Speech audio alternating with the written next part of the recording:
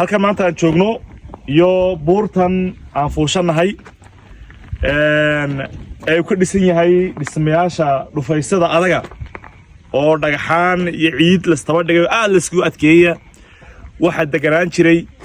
oo ahayd xarun balaayo iyo shar ku kaco taliskii mucjisada ahaa muxuu ahaa dargiga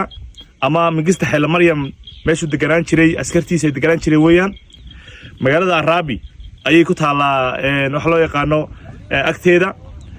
meeshaasi magaalada Arabi oo dhan wax laga geli jiray halka meel baa laga geli jiray oo dadka lagu cadaabi jiray lagu kaydin jiray dad badan iyo dhibaatooyin badan wax loo yaqaan laga geystay way baabaaday oo iska tagay cid ka soo dulmi sameysana way iska tagi doontaa laakiin waxa si muuqda aartiisii iyo raadkii iyo dadkii lagu kaydin oo xataa dadka deegaanka inooga sheekeeyeen in hooyooyinka xataa caanaha sita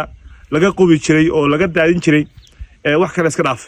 oo deegaanada inta leeyahay dhan ay ka maamuli jireen halkan hoosta waxa uu ooli jiray muxuu ahaa kaarayaashii iyo ciidamadii iyo goobii lagu tababaranayay khulaasada qowl